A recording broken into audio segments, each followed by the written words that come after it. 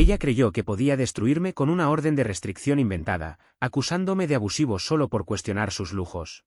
Pero lo que nunca imaginó fue que esa trampa sería su ruina. El tribunal convirtió su mentira en mi mejor arma, y yo ni siquiera tuve que mover un dedo para verla caer en su propio juego. Hola, Reddit. Mi nombre es Jack O'Connor. Me notificaron en el trabajo. Mi pareja me había presentado una orden de protección por supuesta violencia emocional, básicamente por atreverse a cuestionar sus hábitos de lujo, y, en vez de pelearla, decidí respetarla al pie de la letra. Curioso, darle a alguien exactamente lo que pide puede desmoronar su mundo más rápido de lo que imaginas. Todo ocurrió un jueves por la tarde. Mi equipo preparaba las diapositivas para la presentación de las 3 cuando la recepcionista me llamó con ese tono que usan cuando saben que algo malo viene. Bajé pensando que sería un paquete. Nada que ver, un tipo con traje barato sostenía unas hojas como si fueran el mejor regalo del día y me dijo mi nombre, Jack O'Connor, como si leyera la portada de un guión.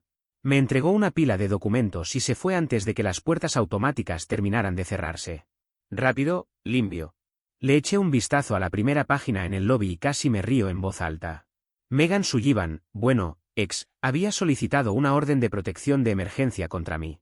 3 años juntos, de repente, yo era un monstruo tan peligroso que necesitaba acudir al sistema judicial. ¿La prueba? Unos textos donde le preguntaba por qué había gastado $1.800 en Bloomingdale's después de decir que había pasado una semana difícil, y un correo mío proponiendo que armáramos un presupuesto. Sí, según su versión, sugerir usar Excel era conducta controladora. Al parecer, proponer un presupuesto es terrorismo doméstico. Su declaración era un manual de malentendidos. Decía que yo la interrogaba sobre cada compra, no dijiste que no podías pagar la cuota del auto, mientras ella estrenaba zapatos de diseñador, y que eso creaba un ambiente hostil. Ambiente hostil, señora, yo pagaba ese ambiente. Para que lo vean claro, ella tenía 4 tarjetas de crédito a su nombre y yo las venía pagando mes a mes. Vivía en un apartamento de lujo cuyo contrato tenía mi nombre como fiador porque su crédito ya estaba destrozado cuando aparecí. El seguro del auto estaba en mi póliza, el plan de teléfono a mi cargo, las suscripciones de streaming, la compra del supermercado y hasta las escapadas a Target. No era solo su novio, era su plan de rescate personal. Así que cuando se dejó llevar por $1.800 en Bloomingdale's y luego se quejó de no poder cargar combustible, yo pregunté, ¿y por eso ahora soy el abusador legalmente? ¿Ridículo? La orden decía exactamente qué hacer, mantener 100 yardas de distancia, nada de contacto directo ni indirecto. En resumen, quería borrarme de su vida. Pero, desde luego, esperaba seguir contando con mi tarjeta. Y ahí fue cuando sonreí como un tonto en el vestíbulo de la oficina. Ella no tenía idea de la tormenta que había desatado. No soy de gastar energía en llantos, berrinches ni súplicas, eso no lleva a nada. Si pedía espacio, tendré el espacio completo. Volví a mi escritorio, abrí mis aplicaciones bancarias y me puse a trabajar como si estuviera planeando una adquisición hostil. Paso 1. Cancelé los pagos automáticos de las 4 tarjetas. Estaban a su nombre, legalmente no eran míos, que Visa le explique ahora. Paso 2. La saqué como conductora autorizada del seguro del auto. Que busque y pague su propia póliza. Paso 3. Le avisé a la administración del edificio que no renovaría mi garantía en el contrato cuando llegara la fecha, tenía un mes, lo que le dejó 30 días para calificar por su cuenta o conseguir otro fiador. Cuando no pudo, el complejo notificó y presentó aviso de desalojo. Semanas después, un juez firmó la orden, y aproximadamente 6 semanas tras mi retiro como fiador, los alguaciles estaban en su sala mientras ella gritaba sobre una supuesta punición por independizarse. Paso 4. Todas las cuentas que compartía, Netflix, Hulu, Disney, HBO, cambiaron contraseñas antes de que pudiera elegir su próxima serie. El plan telefónico quedó programado para eliminarla en el siguiente ciclo de facturación. En menos de 1 hora había cortado cualquier vínculo financiero. Mi bandeja de entrada se llenó de correos de confirmación, uno tras otro, y los reenvié a mi correo personal como si fueran trofeos. Mientras todo eso sucedía, no sentí rabia, estaba sereno, enfocado, casi entretenido. Si ella quería retratarme como controlador, ¿qué mejor prueba de lo contrario que devolverle por completo la independencia económica? Sin mis preguntas, sin ambiente hostil, solo ella y sus cuentas. Y aún así tuve que entrar a la presentación de las 3. Mis compañeros no tenían ni idea de que me habían notificado legalmente. Entré, di la presentación, recibí un par de felicitaciones del jefe y seguí como si nada, porque para mí ya no era nada más que un trámite. Esa noche, mi teléfono permaneció en silencio, ni mensajes ni llamadas. Lo traté como correspondía a la orden, 0 contacto de mi parte y 0 acceso para ella. Por primera vez en años, mi tarde fue tranquila. No hubo, me pasas plata, ni, mi tarjeta no funciona otra vez. Solo silencio, y era precioso. Pensé en todas las veces que la había sacado de embrollos financieros, en las promesas de pago que nunca llegaron, en las acusaciones de que no apoyaba sus sueños cuando esos sueños venían con etiquetas de lujo. Y ahí estaba ella creyendo que una orden de protección la iba a mantener con el rescate activo. Casi me daban ganas de mandarle una nota de agradecimiento, gracias por el documento legal que me permite dejar de solventarte. Mejor orden que he recibido. Pero no lo hice, no contacto significa exactamente eso. El viernes entré a la oficina con la calma de siempre. La presentación había sido un éxito, mi jefe contento, mi vida, por lo menos en apariencia, normal. Sin embargo, no todos vivían el mismo vacío. Pasé por la sala de descanso y los susurros se apagaron en seco en cuanto tomé el café. Un par de compañeros habían visto que me entregaron papeles en el lobby el día anterior y la rumorología ya hacía de las suyas. Uno, con tono forzado de compañero, me preguntó, ¿todo bien? Le sonreí con una mezcla de desdén y tranquilidad y respondí, sí. Mejor que nunca y por qué no, y lo dejé ahí. Si querían fabricar drama, que lo hicieran, no iba a regalarles la satisfacción de verme afectado. En el fondo, funcionó exactamente como lo planeé, aunque no había planeado denunciarlas tan literalmente. Ella buscó una salida dramática, y sin saberlo, me otorgó la excusa perfecta para cortar de raíz. Mis cuentas en orden, mis suscripciones limpias, una casa que ya no me ataba y un teléfono silencioso. A veces la mejor respuesta no es pelear, sino usar las reglas que te lanzan en contra a tu favor. La confianza silencia más rápido que cualquier explicación. Esa fue mi conclusión cuando regresé a mi escritorio y abrí otra vez mis aplicaciones bancarias. El día anterior había iniciado con los primeros recortes, ahora tocaba la limpieza final.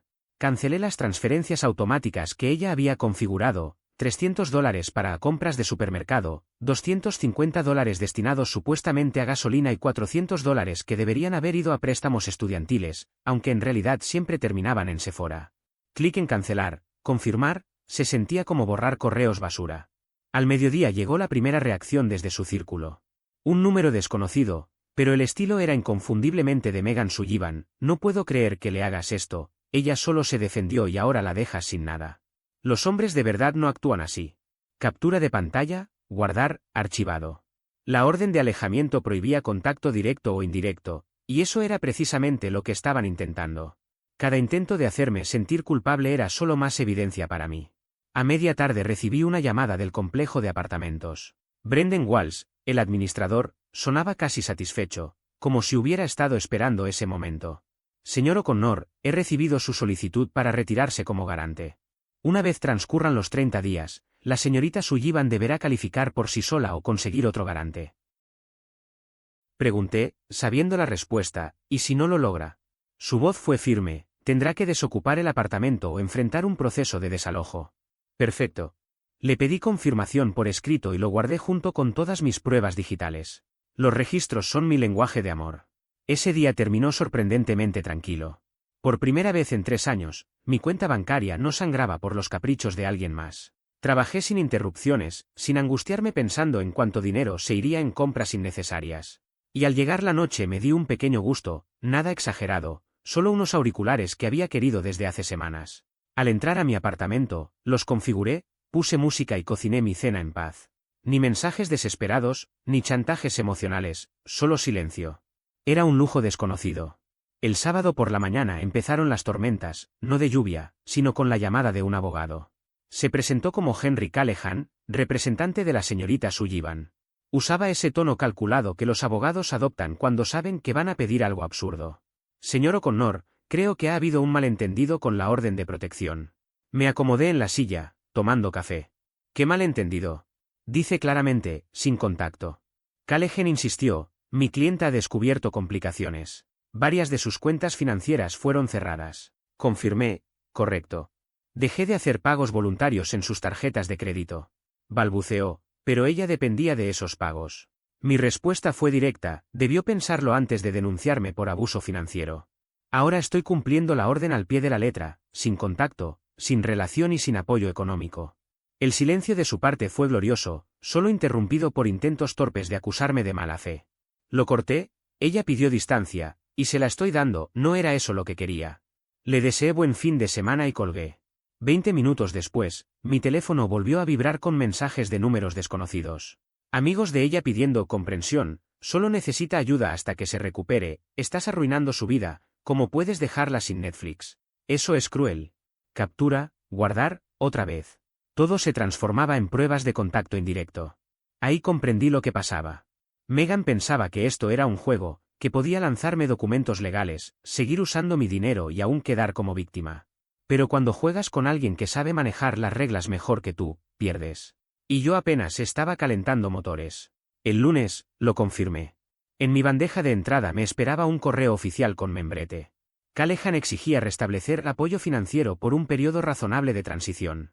En otras palabras, que siguiera siendo su cajero automático hasta que encontrara a otro. Me reí, redacté 3 frases y lo envié a James O'Brien, mi abogado. Él contestó en mi nombre, de acuerdo con la orden, no puedo mantener relación ni contacto alguno con la señorita Sullivan. El apoyo económico constituiría una relación. Estoy cumpliendo plenamente con lo establecido. ¿Listo? Podía imaginar el humo saliendo de la cabeza de Callahan cuando recibió la respuesta. Esa misma tarde llegaron más mensajes de su ejército. Todos con la misma cantaleta, no la dejes sin nada después de 3 años. Uno incluso escribió, ¿en serio le quitaste Disney Plus? Casi me atraganté de risa. Como si los servicios de streaming fueran un derecho humano. Guardé cada uno de esos textos. La orden hablaba claro, contacto directo o indirecto estaba prohibido. Y ahora eran ellos mismos quienes me estaban ayudando a construir un expediente sólido. El martes fue aún mejor. Katie Flaherty, su mejor amiga, decidió llevar la función a redes sociales. Publicó un extenso mensaje en Instagram acusándome de usar el dinero como arma después de ser expuesto por abuso. Incluso acompañó su escrito con etiquetas como #Survivor y #Financial Abuse. Yo, por mi parte, solo guardé capturas y seguí sonriendo.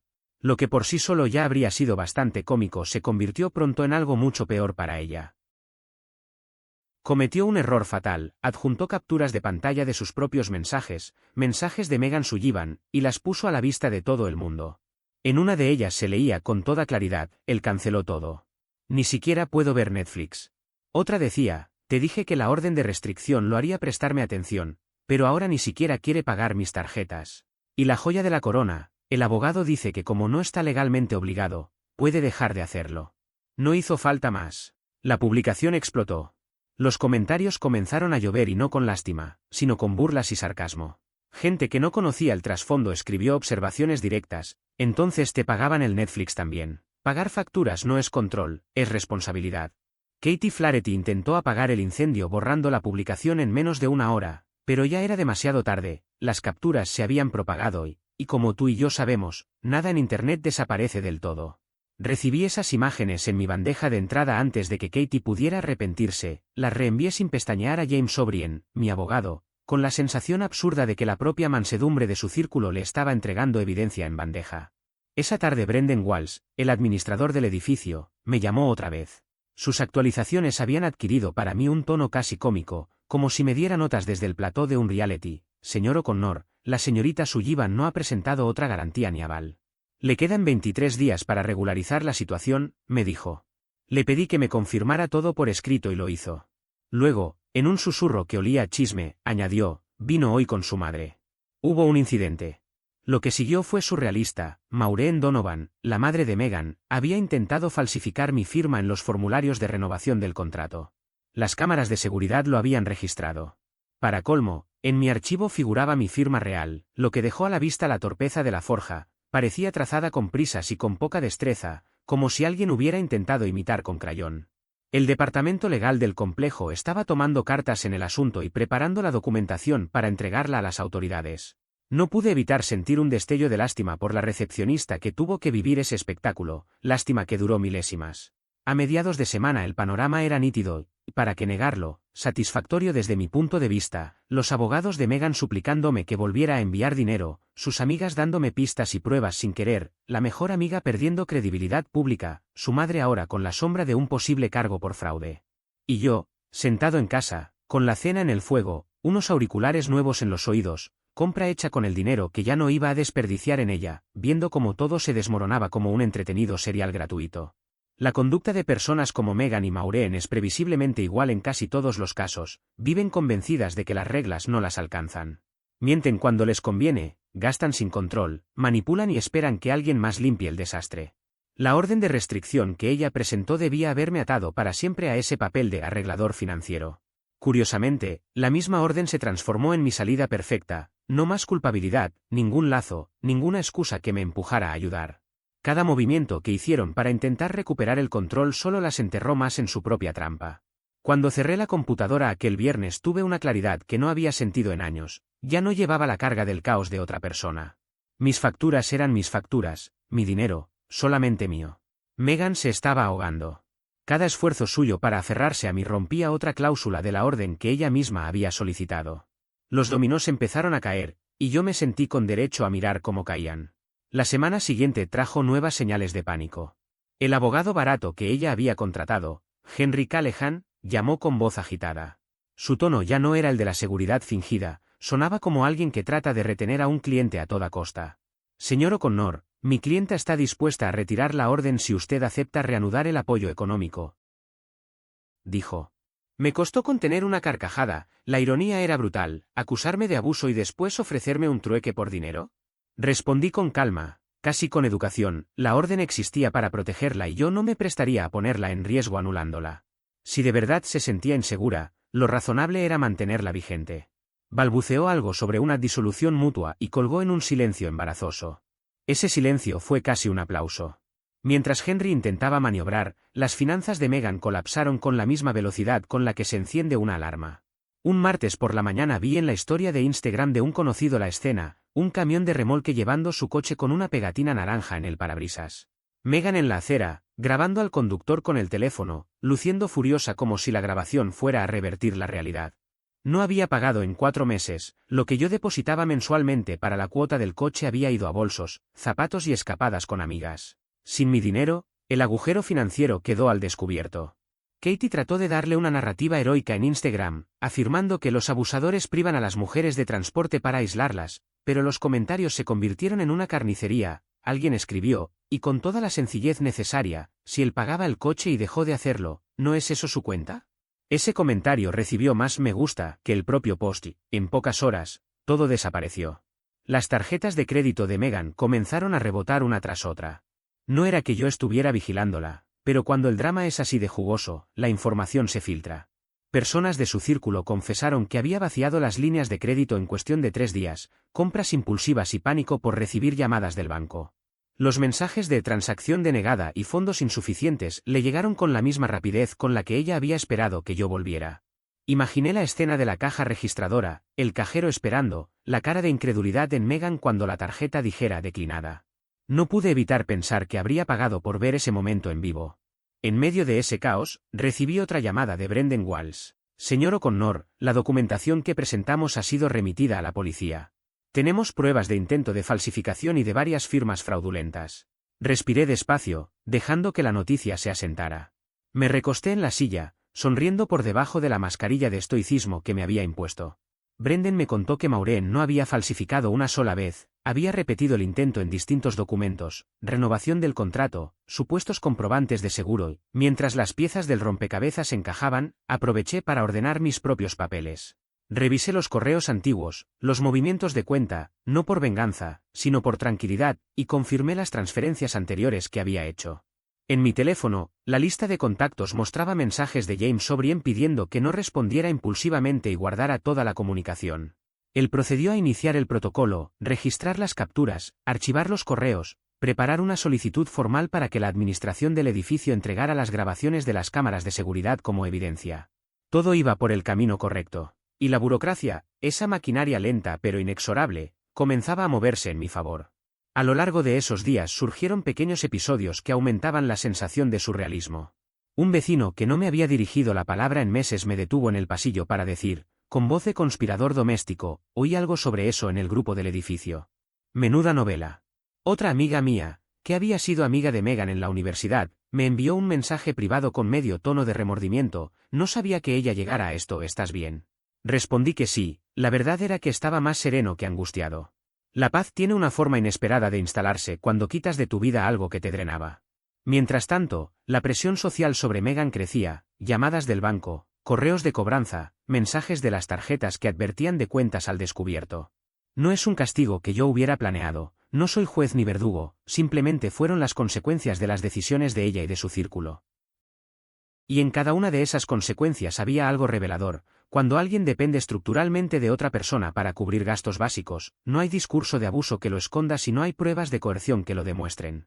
La gente veía los hechos crudos, pagos detenidos y cuentas sin fondos. También hubo un momento incómodo cuando un abogado sustituto, no el de siempre, sino alguien llamado Richie Malone que apareció como un parche, intentó mediar por su lado. Me dejó un mensaje corto y condescendiente: «Podríamos resolver esto fuera de los tribunales». Le contesté con la misma frialdad que había aplicado a Henry: «No, gracias». No tenía intención de entrar en negociaciones que supusieran volver a asumir responsabilidades que ya había decidido no tener. Y entonces llegó la intervención policial formal. Días después de que Brendan remitiera los documentos, alguien del cuerpo local me llamó para pedirme una declaración, confirmar fechas y recibir copias de las capturas. Di los detalles con calma, nombré fechas, dije quién había dicho qué y facilité los correos que James insistió en conservar. Saber que existía un registro oficial de esos intentos de falsificación me dio una tranquilidad práctica. Si Maureen iba a enfrentar cargos, sería por su propia conducta, no por nada que yo hubiera fabricado.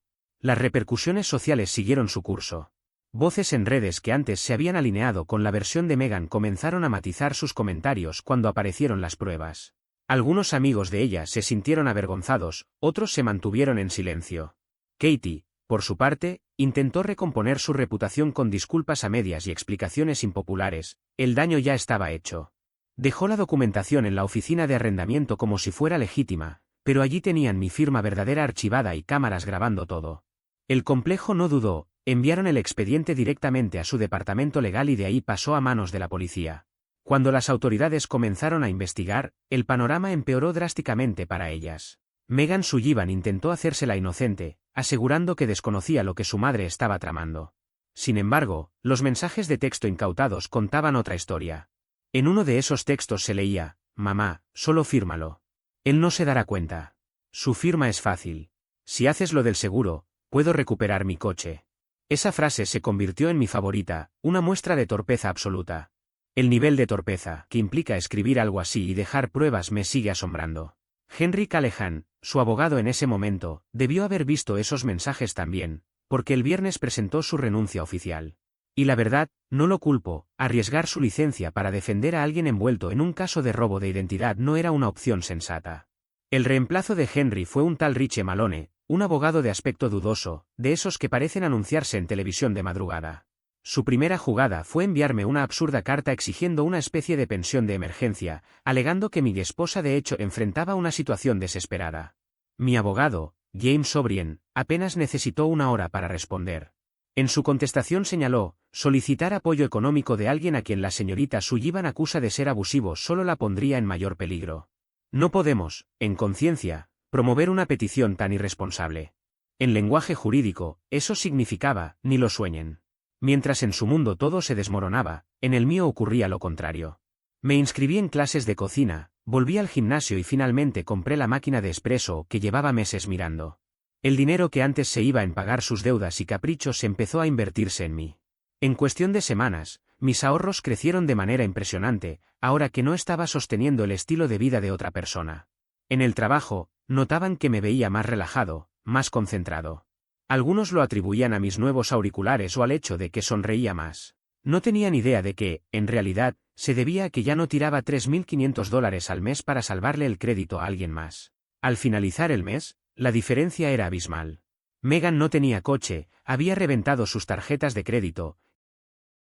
Estaba a punto de ser desalojada y su madre enfrentaba cargos criminales. Su abogado original la había abandonado, el nuevo era ineficaz, sus amistades se estaban alejando y sus intentos de victimizarse públicamente se le volvían en contra.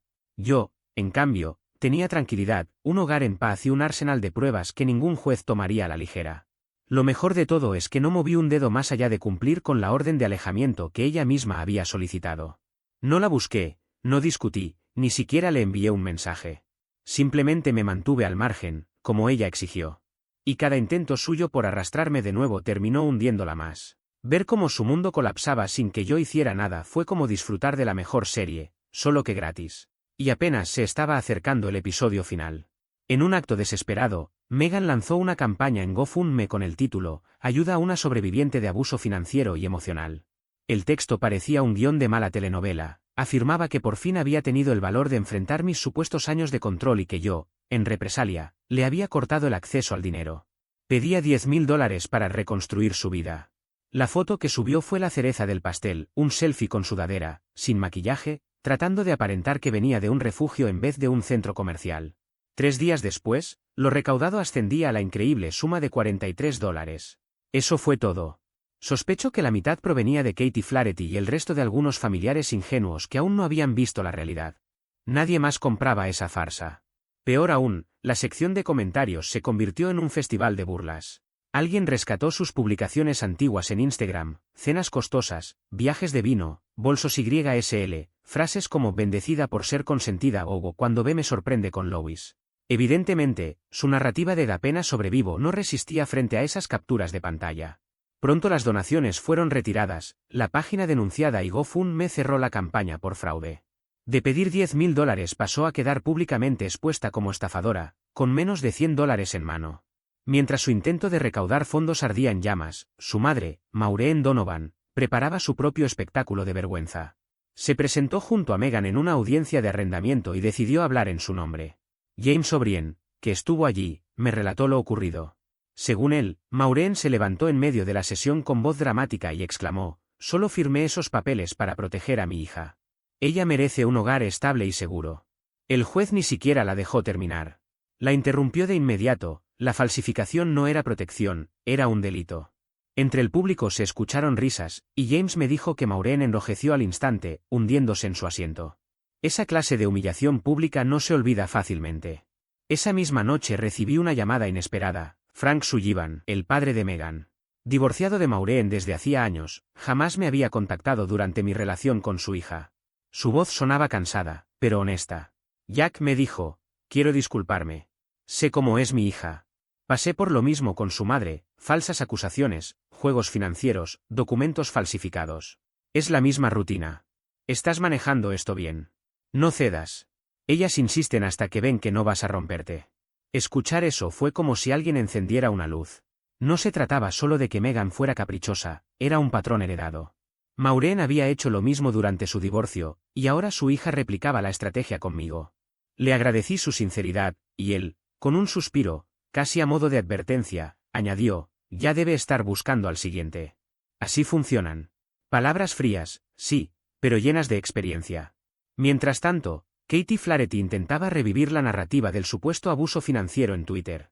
Redactó un hilo acusándome de usar el dinero para mantener atrapada a Meghan y que dejar de sostenerla económicamente era otra forma de maltrato. Pero Twitter no era Instagram, las respuestas llegaron rápido. Usuarios comenzaron a publicar capturas de los mensajes de texto de la propia Meghan, destruyendo el relato en cuestión de horas. Le advertí a Meghan Sullivan que esa orden de restricción no iba a funcionar como ella esperaba. Pensó que me pondría contra las cuerdas, que lograría que la gente me señalara y que, en medio de todo ese ruido, yo perdería el control. La realidad fue muy distinta, terminó siendo el inicio de su propia caída. Ahora ni siquiera logra cubrir el pago mínimo de sus tarjetas, y lo peor es que ya nadie quiere prestarle dinero. Todo comenzó con las capturas de pantalla que ella misma alimentó. En cuestión de horas circularon por todos lados. Las redes sociales se encargaron de hacer lo que mejor saben, convertir en espectáculo la desgracia ajena. Katie Flaherty, su amiga inseparable, intentó defenderla con una publicación bastante desafortunada, pero le salió el tiro por la culata. Los comentarios fueron tan despiadados que Katie se vio obligada a borrar la publicación a las pocas horas. Había memes, burlas y hasta sugerencias sarcásticas de abrir un GoFundMe para pagarle a Meghan la suscripción de Netflix. Yo, en cambio, no tuve que hacer absolutamente nada. No escribí una sola palabra en línea, no me defendí, no busqué justificarme. Simplemente seguí con mi vida. Me inscribí en clases de cocina, algo que siempre había querido hacer y que ella consideraba una pérdida de tiempo. Descubrí lo relajante que era preparar pasta fresca desde cero, compré una máquina de espresso que se convirtió en uno de mis pequeños lujos diarios, y hasta subí una foto de la cena que preparé una noche. Ese simple gesto de normalidad contrastaba brutalmente con el caos que Meghan y su madre, Maureen Donovan, trataban de contener. Mientras ellas intentaban sostener una narrativa cada vez más endeble, yo encontraba paz. Mis ahorros crecían de forma constante, y por primera vez en mucho tiempo, tenía hobbies genuinos que me llenaban. Algunos amigos me mandaban enlaces a los desastres de Meghan, su campaña de GoFundMe hundiéndose sin recibir apoyo y las escenas vergonzosas de Maureen en el tribunal. Me escribían mensajes como, «Bro, ¿viste esto?». Yo respondía con un simple encogimiento de hombros. No era mi problema. Porque en realidad nunca lo fue. Durante años Meghan me acusó de controlarla con el dinero, de frenarla, de ser un obstáculo en su vida. La ironía era aplastante, ahora que nadie la cubría, el mundo podía ver la verdad. No se trataba de que alguien la limitara, sino de que ella misma era incapaz de sostener sus decisiones. Cada paso que daba la hundía más, como si llevara piedras atadas a los pies. Cuanto más intentaba pintarme como un villano, más evidente resultaba que era ella la arquitecta de su propia desgracia. Al terminar esa semana ya estaba en ruinas, sin dinero, humillada y con su credibilidad destrozada. Su campaña en GoFundMe había muerto, su madre había quedado en ridículo en los tribunales, Katie se había convertido en objeto de burla en redes sociales y su propio padre había admitido con resignación que no era la primera vez que veía a su hija acabar así. Mientras tanto, mi vida avanzaba con una tranquilidad que no recordaba haber sentido en años. Mi cuenta de ahorros se fortalecía día tras día, mi abogado James O'Brien estaba casi eufórico con la cantidad de pruebas que teníamos acumuladas, y yo disfrutaba cada sorbo de café con la satisfacción de saber que el reloj del desalojo seguía su curso. La cuenta regresiva llegó a su fase final antes de que Meghan siquiera comprendiera lo que se avecinaba. Brendan Walls, el administrador de la propiedad, me mantenía al tanto con un nivel de detalle sorprendente. Casi parecía disfrutarlo, tal vez porque ella había sido una molestia constante para su equipo. Con una sonrisa me dijo, no tiene garante, no califica por sí sola. Ya está notificada oficialmente. Era el modo elegante de decir que estaba acabada. El día del desalojo cayó en martes. Yo no me presenté, no necesitaba hacerlo. Brendan me llamó después y me describió la escena. Fue un espectáculo, comentó, como si dudara si darme los pormenores. Finalmente me los soltó. Meghan se negó a empacar hasta que los alguaciles estuvieron dentro de su departamento. Gritaba que la estaban castigando por ser independiente, lo cual era ridículo, considerando que no había pagado una sola factura sin mi ayuda en años. Maureen estaba allí también, levantando los brazos como si pudiera detener el procedimiento a base de gestos dramáticos. Insistía en que todo era un montaje, un complot en contra de su hija. A los agentes no les importó lo más mínimo. Tenían una orden judicial clara, un plazo preciso y la certeza de que ningún berrinche emocional iba a modificar la ley. Cumplieron su trabajo sin titubeos. Los vecinos salieron de sus departamentos, algunos grabaron desde sus balcones. La imagen era brutal, Meghan, la autoproclamada niña bendecida de Instagram, escoltada fuera de su lujoso apartamento por alguaciles mientras varios teléfonos la grababan. Pasó en cuestión de minutos de presumir encimeras de granito a mudarse a un departamento minúsculo, con linóleo desgastado y en un barrio que ella misma había jurado jamás pisar. En menos de 2 días, ella y su madre estaban fuera, relegadas a un espacio pequeño y deprimente. Podría haber pensado que esa humillación la haría recapacitar, pero estaba equivocado. A los pocos días se le ocurrió algo todavía más absurdo. En el día 24 apareció en mi oficina, la misma donde me habían entregado la orden de restricción meses atrás. Los guardias de seguridad la detectaron de inmediato y me llamaron antes de dejarla entrar. Yo solo les pedí que revisaran el expediente, ya había una nota de no ingreso contra ella. Tenía prohibido pisar la empresa, sin excepciones. ¿Qué quiere que hagamos?, preguntaron. Mi respuesta fue breve y directa, llamen a la policía. Cuando los oficiales llegaron, Meghan ya estaba en pleno ataque de nervios en el vestíbulo. Lloraba, me rogaba hablar con ella, me acusaba de haber destruido su vida. La ironía me resultaba casi dolorosa. Había presentado documentos legales acusándome de abusivo y peligroso, y ahora era ella quien violaba su propia orden de restricción para pedirme ayuda. El resultado fue inmediato, esposada por allanamiento y alteración del orden. Ese tipo de incidentes, los jueces los recuerdan. No solo quedó registrado en actas, también lo vieron mis compañeros de trabajo. Algunos me preguntaron con incredulidad si de verdad era ella. Yo simplemente me limité a encogerme de hombros una vez más. Legalmente no había discusión posible, tenía prohibido estar en la empresa. El personal de seguridad siguió el protocolo, llamó a la policía, y como ella se negó a salir, el incidente escaló a un cargo por invasión. Pasó la noche en la cárcel, con foto de prontuario incluida. Al día siguiente, Maureen la rescató bajo fianza, pero ya estaban demasiado hundidas para levantarse. Romper una orden judicial y sumarle un cargo por allanamiento no es solo un error. Es dinamitar tu credibilidad ante cualquier tribunal. Los jueces recuerdan cada detalle de ese tipo de conductas. James O'Brien, mi abogado, estaba tan satisfecho cuando le conté lo ocurrido que casi se levantó a aplaudir. Maureen Donovan nunca supo detenerse. Apenas consiguió sacar a su hija Megan Sullivan bajo fianza, salió del juzgado como si estuviera encabezando una cruzada personal. Caminaba con paso firme, agitando las manos, alzando la voz, intentando convencer a todos de que yo era el verdadero culpable. Incluso se atrevió a encarar a mi abogado, James O'Brien, en uno de los pasillos, gritándole que yo había abandonado económicamente a su hija. James, sin perder la calma, solo le sonrió con cortesía y le recordó que seguía imputada por falsificación e identidad fraudulenta. Según él, todo el personal del tribunal pasó la tarde murmurando sobre la rabieta de Maureen, viéndola más como un espectáculo ridículo que como alguien intimidante. Mientras tanto, mi vida empezaba a tomar un rumbo completamente distinto. El dinero que antes desaparecía en las llamadas emergencias de Megan ahora permanecía en mi cuenta. Con ese respiro, aumenté mis aportes a la jubilación, retomé pasatiempos que había dejado en pausa y hasta comencé a planear unas vacaciones para mí mismo. Mis compañeros de trabajo me veían más ligero, más relajado, y lo notaban en mi manera de estar. A ellos nunca les conté todos los detalles, solo dije que había hecho algunos cambios financieros. No necesitaban saber que en realidad lo único que había hecho era cortar de raíz a la persona que drenaba mis recursos. El contraste no podía ser más claro. De su lado, desalojo, arresto, cargos penales, humillaciones públicas y amistades rotas. Del mío, ahorro, libertad, paz y nuevas oportunidades. Durante años, Megan me acusó de ser demasiado controlador con el dinero. Resultó que la única estructura que la sostenía era justamente la que yo imponía. Cuando esa base desapareció, se desplomó como una torre de bloques al primer movimiento. Hasta sus amigos comenzaron a desaparecer.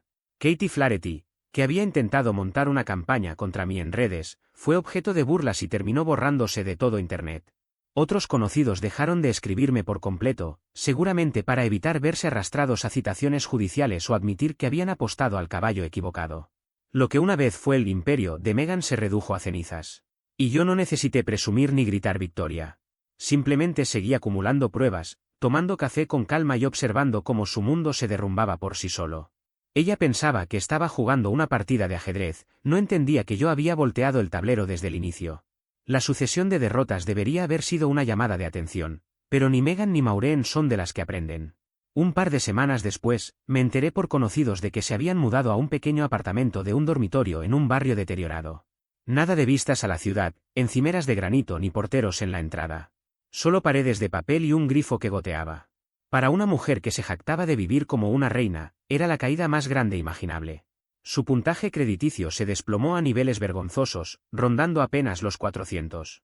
Cada solicitud de vivienda que hacía era rechazada de inmediato cuando el arrendador veía su historial, desalojos, reposiciones y expedientes judiciales. Pasó de presumir bolsos de lujo a doblar ropa en una tienda por hora mínima. Y ni siquiera ahí pudo mantenerse mucho tiempo. Su historial la seguía. Una persona me contó que, después de que un compañero hiciera la broma de abrir una colecta titulada Ayuda a Megan a pagar Netflix, se vio obligada a renunciar. Su nueva relación tampoco mejoraba nada.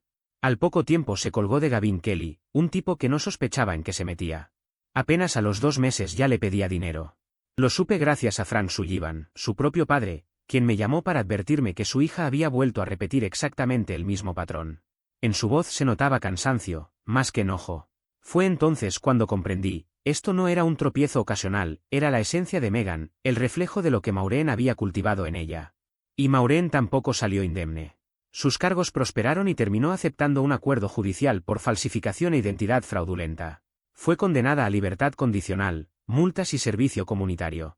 Aquella mujer que solía burlarse de mí por no tratar a su hija como realeza ahora pasaba las mañanas limpiando paredes llenas de grafitis con un chaleco naranja. El destino, a veces, se encarga de cuadrar las cuentas con precisión quirúrgica. Mientras ellas descendían, yo ascendía. Con mis finanzas liberadas, reforcé mis inversiones, construí un fondo de emergencia sólido y me di algunos gustos sin remordimientos. Redescubrí hobbies, recuperé amistades y, sobre todo, volví a respirar sin sentirme ahogado. La gente a mi alrededor lo notaba, mis compañeros decían que me veía 10 años más joven, mi familia aseguraba que irradiaba serenidad y claridad. No exageraban. Eliminar un parásito no solo rescata tu bolsillo, también devuelve tu salud mental. El juez mantuvo vigente la orden de restricción que Megan había solicitado contra mí, esa misma que había pensado usar como arma. Intentó que la revocaran, pero al revisar sus reiteradas violaciones, el magistrado no dudó, por su propia seguridad, la orden permanece, le dijo, casi riéndose. Ese dictamen fue el clavo definitivo. Lo que ella pensó que sería mi condena terminó siendo el muro que me protegía, y yo no tenía la menor intención de derribarlo. En ocasiones me cruzaba con gente de su antiguo círculo. Una vez vi a Katie en un supermercado, intentó escabullirse, pero la intercepté con una sonrisa tranquila. ¿Cómo le va a Megan?, pregunté, serio. Se puso pálida. Balbuceó que estaba trabajando y viviendo con su madre. Asentí y respondí, me alegra. Parece que la independencia al fin le está funcionando. No supo qué contestar y deseó desaparecer en el pasillo de cereales. Ese momento me confirmó lo que ya intuía, no necesitaba vengarme.